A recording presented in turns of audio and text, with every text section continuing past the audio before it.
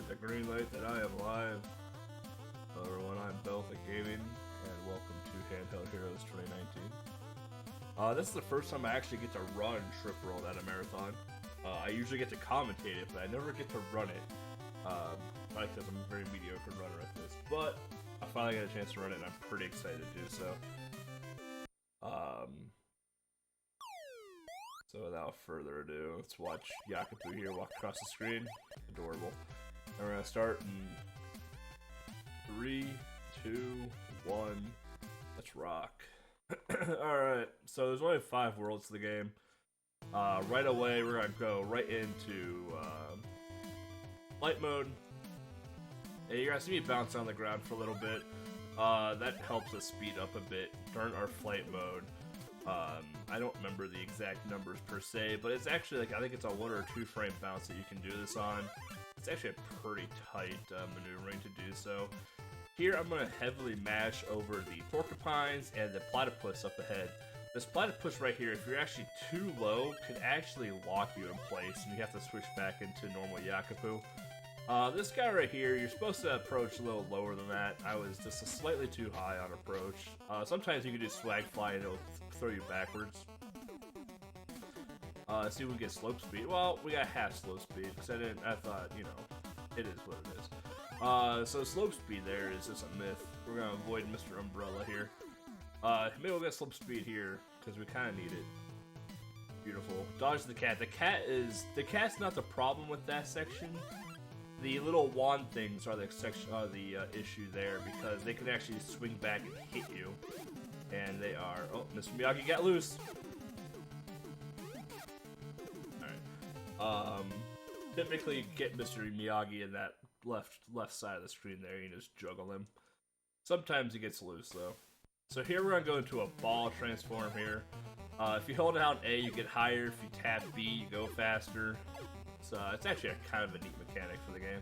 Right behind that tree that we just zipped past there is another fruit that makes you really, really tiny, and you'll never know it's there until you do it by accident.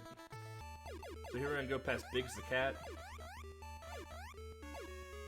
Probably not gonna go for Charles Barkley free throw because I am very inconsistent at it, and I don't think I have enough time to get there. Yeah. The Charles Barkley free throw is just still in ball form, and you press and mash B through this little intersection right here. I think I get it like 15% of the time. It's pretty terrifying. And when you're in ball form, if you hit the spikes, you pop and die in one hit. So here we're gonna go down the slope again, but we're gonna jump before we hit the platform. This is just to maintain momentum. And here we're about to fight Baconator. So Baconator, you can actually tank the hits from the bacon. And most of the time, 9 times out of 10, Baconator will come back into solid form, and you can just kick it. 4 hits and it's done. I'm pretty convinced this pillar was supposed to be in the background, but it's fun to hide behind it after beating Baconator. Best music, just enjoy it.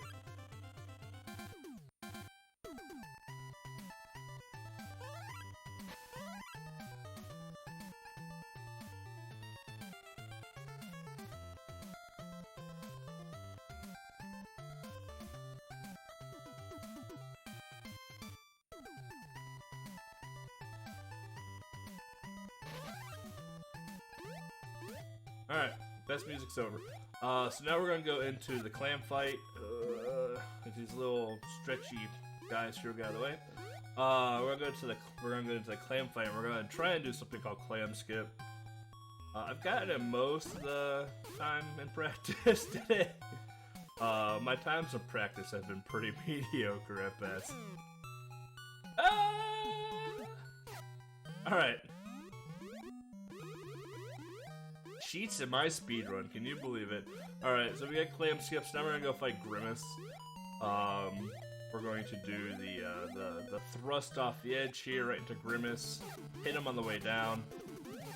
Just keep kicking him and try and keep him in the side of the stage. Don't do it, Grimace.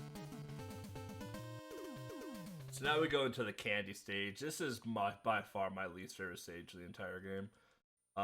It doesn't look hard, and it's not hard, it's just really boring. We'll basically use flight for most of this, unless I mess up my flight like we just did, so we're gonna go back to Yakupu form. Typically, you'd fly through that little step corridor right there, so you don't have to waste time going back into flight mode, but if you crash, it takes forever to go out of the crash animation, so you're just, at that point, faster going to Yakupu. See a Hamburglar. So here we go back into flight. There is a slope here, but I don't think I've ever hit that slope in my life. So here we're going to try and fall into like a side corridor and get this tail whip here. I did miss this morning. It was still underestimated, so I wasn't too worried if we missed it, but it makes the stage a lot trickier. So we're going to beat up this muffin right here. See a breakfast, and then we're going to go get this fruit right here. We're going to turn into Goku. So now that we're Goku, we can start spirit bombing everything here. 14 episodes later, 14 episodes later, we are into the next season of Dragon Ball. And then we can get up there, we'll fight Majin Buu, and we'll be done with this. So typically that fight is kinda hell on earth is Yakupu, because that fight is complete mayhem, honestly. It's a lot of jumping and a lot of avoiding attacks, but as you go to try and kick it, it just pushes you out of the way and it sprays water at you, and it will kill you very quickly. But as Goku, you just shoot it once with a spirit bomb and it's done. So Frieza did have a chance. So in World 5, we're in the final stage. There are two routes to this stage. You get top route, bottom route. Always go bottom route. Top route has a mini boss that will just tear you apart. So we always go bottom route. So here we're going to try and keep flight form as much as possible. And if you're wondering how hard it is to fly through those tight corridors, it's actually pretty tough. You have to understand the flight control, which is when you're mashing B, you kind of go straight up, and then you have to start tapping the D-pad left or right while flying. However, when you're flying, you can't turn around. If I were to press left right now while flying, I would fall out of the sky. So I have to commit to a direction and a speed fairly quick. So here we go, we're in a phase 1 of the final fight. It's just two hamsters here. We got Lolo and Lola. For those who got enjoy KDO. And if you remember Pokemon Adventure from last night, now we have Evil Pikachu here in the second phase.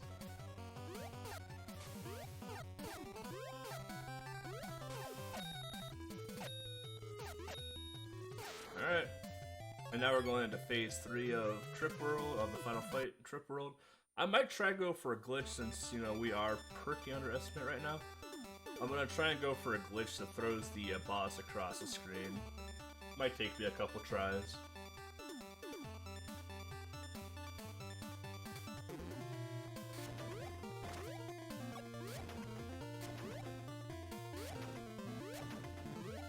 So here I have a trap in the corner, which is not ideal.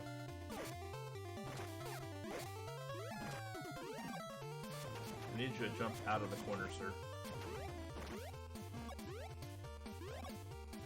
There we go. Then we just get behind it and mash kick, and that's done. Like I said, it took me a couple tries, but... So typically the way that glitch works is whenever mechanical person does the bubble spit, the boss also jumps to throw you off of its head. It thinks it's going to jump on its head, but if you jump off of its head as it's jumping, it'll fling itself across the screen and you just go behind it and kick it down. Otherwise, the other way to fight that boss is if you only jump in the lower half of the boss, you can manipulate its attack where it only punches you. So, that's Trip World though. So, big shout outs to a couple people with Trip World that helped me learn to run relatively quickly. Shonkas, Nacho, they've been super helpful. Like they sat down for hours one night with me and just like went over flight mechanics and clam skip and the whole 9 yards. So anyway, I am off. Thank you all for watching Trip World. I hope you guys enjoyed it, and stay tuned for Wave Race next on the Game Boy.